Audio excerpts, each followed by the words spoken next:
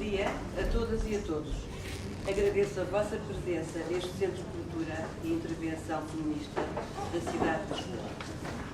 Tendo em vista a valorização em termos epistemológicos e metodológicos do recurso às histórias de vida, como forma de investigação em estudos sobre mulheres, iremos daqui a pouco dar início à conferência Feminismos e Histórias de Vida. Memória, Feminismo e Histórias de Vida.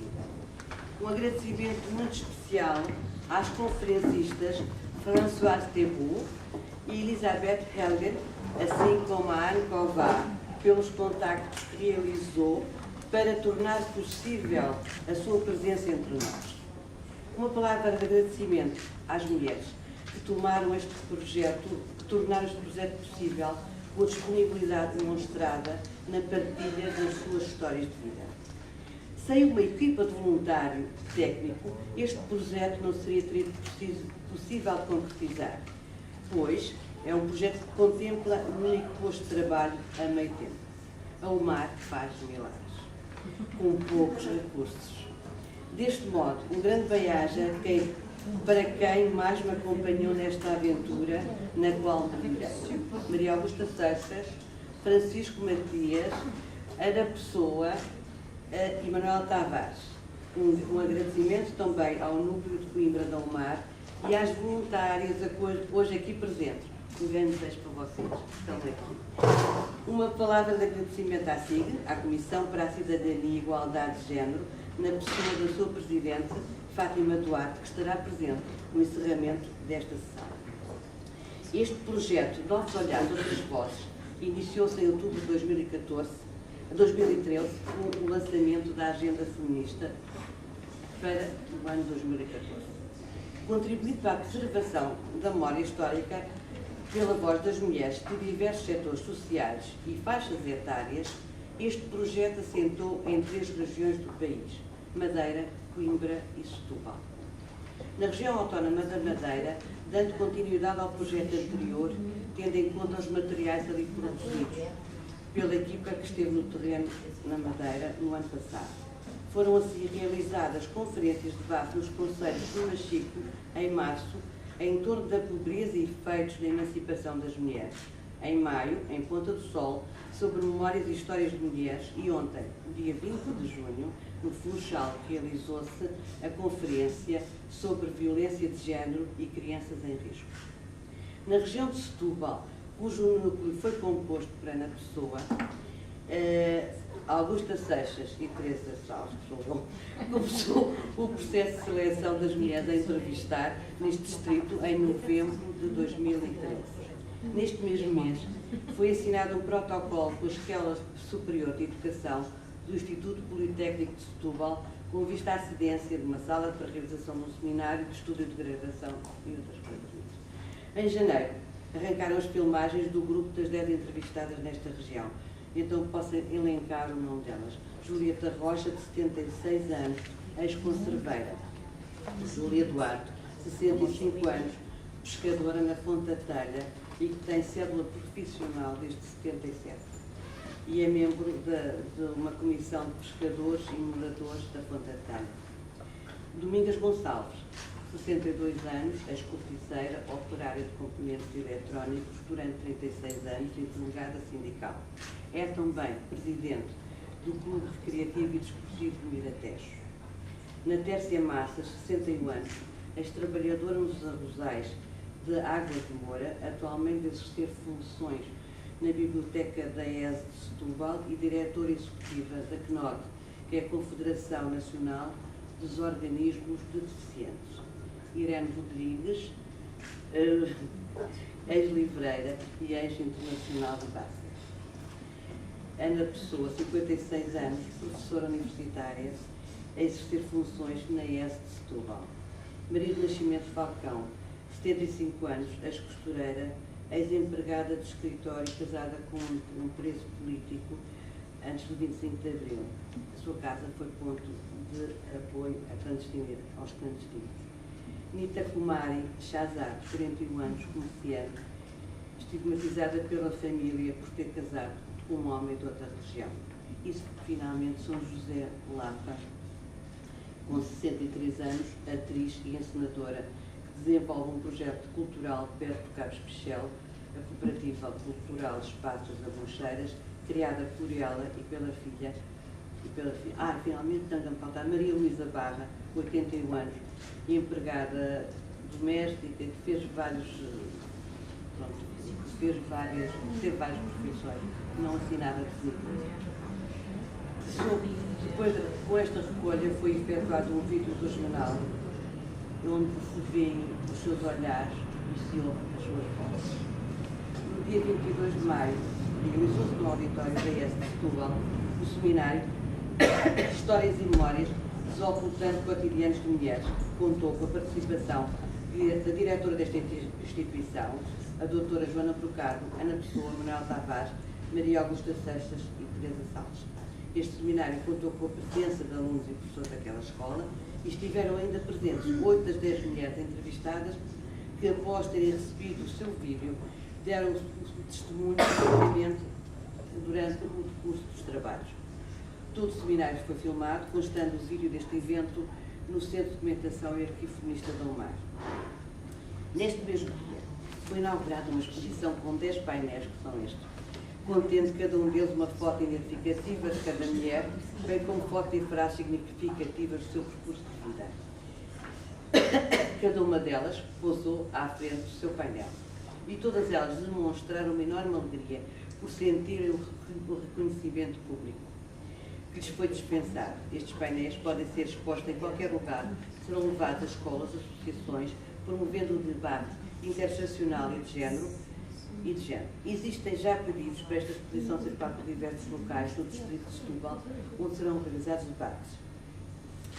Temos um pedido para uma escola em Setúbal, para uma associação cultural na Costa da Caparica e para o Museu da cidade de Almada. Na região de Coimbra, a equipa que trabalhou em Coimbra é composta por Carolina Moreira, Micaela Silva e Vera Silva. Após uma seleção bastante diversificada das mulheres ao nível das profissões, faixas etárias e etnias, a equipa produziu os vídeos e as respectivas transcrições que servem de base aos excertos das histórias de vida que fazem parte do vídeo final que iremos ver esta parte da tarde, o qual engloba também as mulheres da região de Setúbal. Os painéis com as frases significativas das mulheres desta região encontram-se em fase de execução e serão apresentadas no seminário efetual na cidade de Coimbra. Apesar de não estar previsto na agenda do projeto, foi ainda editado um livro que está ao dispor de todas e todos aqui presentes, com detalhes das histórias de vida de 15 mulheres com quem, ao longo de alguns meses, tecemos laços de cumplicidade, numa meada que nós queremos atar para os tempos futuros. Obrigada. Obrigada.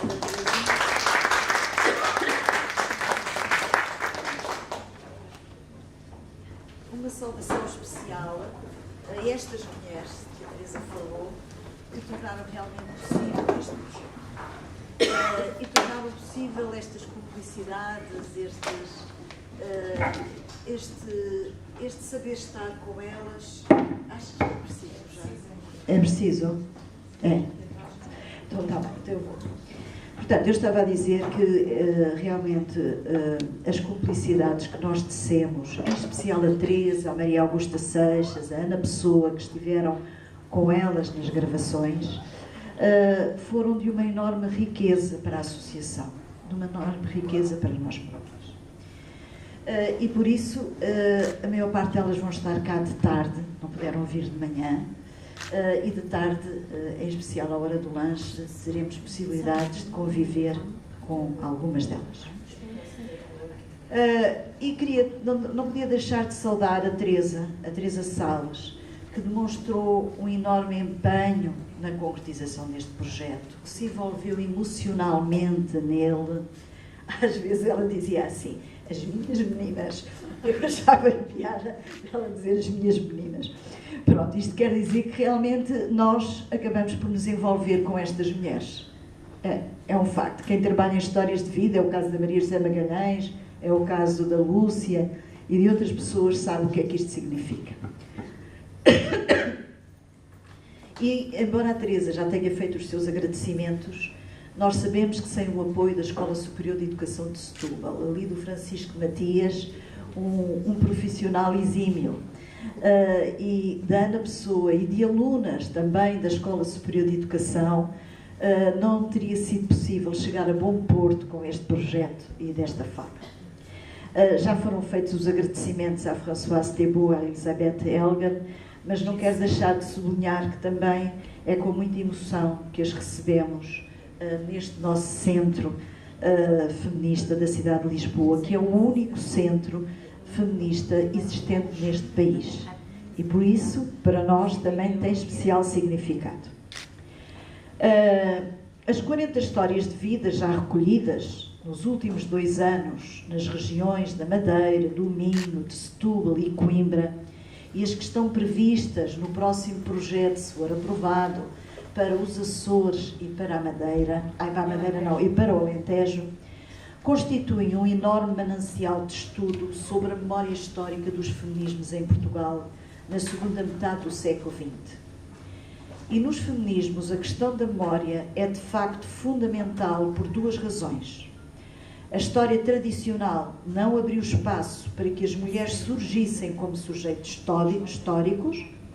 O eclodir dos movimentos feministas de segunda vaga situa-se numa história do tempo presente, para a qual a reconstituição da memória, o recurso a fontes orais e a fontes escritas de alguma especificidade são imprescindíveis. Tal como afirma a historiadora Françoise Thébault, a história das mulheres e a história oral trouxeram novos objetos de estudo, como o corpo e os cotidianos, estimulando um diálogo interdisciplinar com a sociologia, a antropologia e a psicologia. A história das mulheres e a história oral forçaram um outro olhar da história tradicional sobre realidades desconhecidas.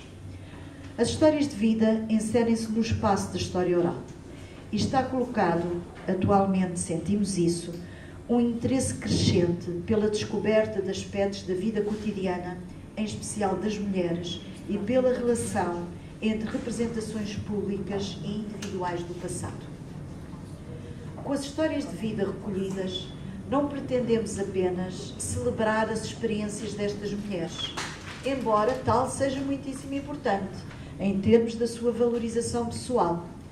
Quando a Maria do Nascimento nos dizia que não tinha feito nada, perante uma história de vida repleta de apoio a tantas pessoas no tempo da ditadura, sentimos que o reconhecimento público da sua vida, que é feito através deste projeto, constitui um fator de empoderamento para ela.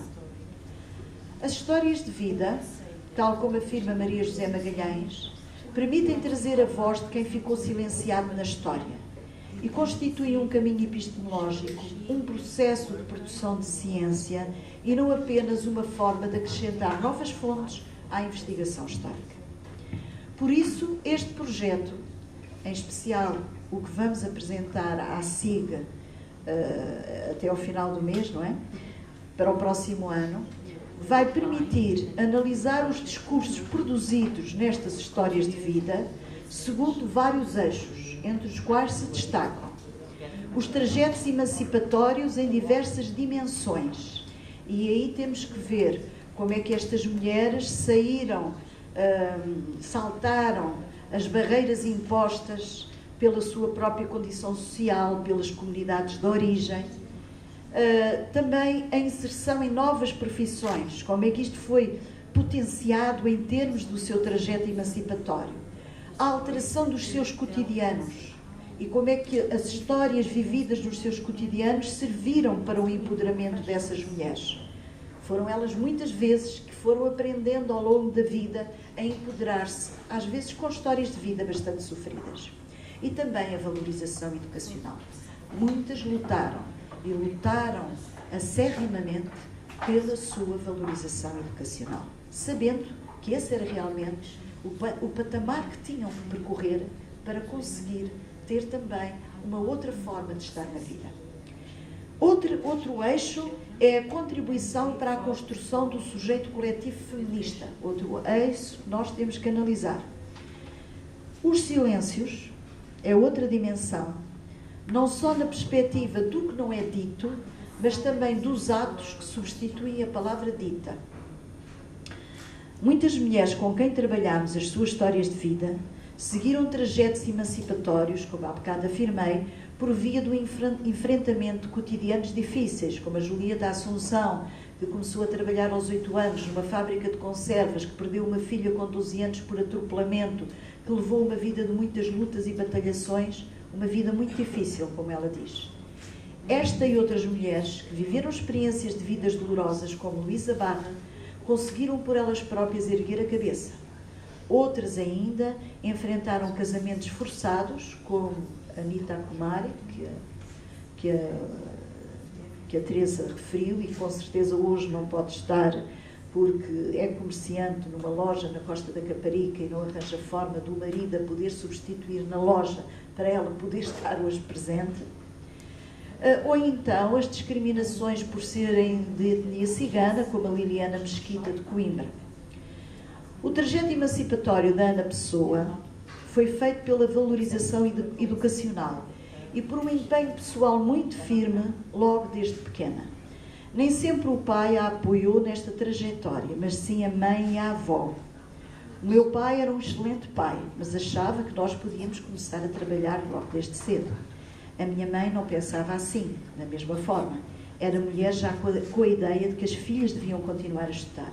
Aliás, a minha avó materna sempre disse que a escola não era só para os rapazes, mas também para as raparigas.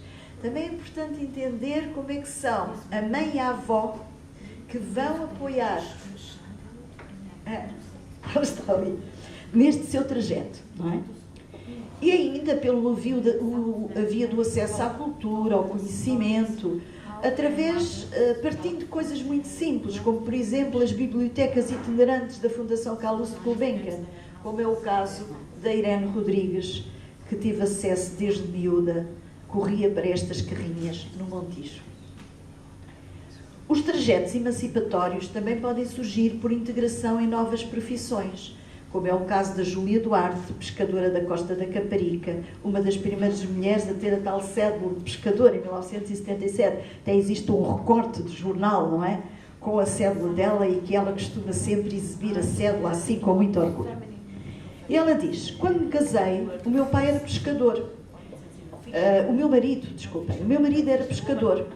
Eu estava naquela vida a ajudar os meus pais lá na taberna. E disse ao meu marido: agora vou andar também na pesca contigo. Ele disse: não senhora, nem sabes nada disto, tens é que ajudar a tua mãe. E ela afirmou: vou sim senhora, se és pescador, eu também sou, quero andar na pesca. Portanto, a determinação destas mulheres, não é? Em entrar numa nova profissão e a lutar contra aquilo, o marido, e contra aquilo que lhe estava destinado, não é? Nos trajetos emancipatórios destas mulheres surgem por vezes contradições que só são capazes de evidenciar em fases mais avançadas da vida. É o caso da Maria do Nascimento Falcão, a tal mulher que dizia que não tinha feito nada na vida, mas teve uma vida dedicada à luta contra a ditadura de Salazar, na solidariedade com os presos políticos, com o marido preso, com os filhos para criar-se, enfim. Quando depois do 25 de Abril, diz ela, estive na Comissão Administrativa da Câmara Municipal, tinha reuniões até às tantas, estive lá uns meses, mas depois disse, não pode ser, porque era preciso tratar dos filhos e não tinha quem me fizesse nada. E o meu marido era uma das pessoas que não me dava ajuda nenhuma. Portanto, uma mulher que apoiou sempre a luta do marido, quando esteve preso e depois, e quando teve a oportunidade de ter um lugar, por mérito seu, da sua luta passada, não teve o apoio que poderia ter para isso. Portanto, as contradições de uma vida dedicada às causas e que depois dá nisto. Na contribuição para a construção de um sujeito coletivo feminista, temos várias mulheres aqui que se destacaram nas lutas sindicais, como a Domingas Gonçalves, vai estar cá de tarde, a Maria Inês Campos, que é de Coimbra, a própria Julieta Assunção, quando organizou a manifestação de mulheres de apoio à greve dos pescadores em Lagos. O outro eixo de análise das histórias de vida recolhidas situa-se nos silêncios, não só na perspectiva, como eu já disse, do que não é dito, mas também dos atos que substituem a palavra dita. E a vida das mulheres é ainda feita de muitos silêncios, realidades difíceis de assumir, vergonha porque a imagem que a sociedade espera delas não se ajusta às suas histórias de vida e silêncios de revolta traduzidos em atos que substituem as palavras porque em certas situações as palavras não chegam. Poucas foram as mulheres que ousaram percorrer os caminhos do privado, das relações na família, da forma como as lutas em que andaram envolvidas contribuíram ou não para uma ou outra valorização da sua forma de viver a sua vida privada. E isto também nos faz pensar, não é?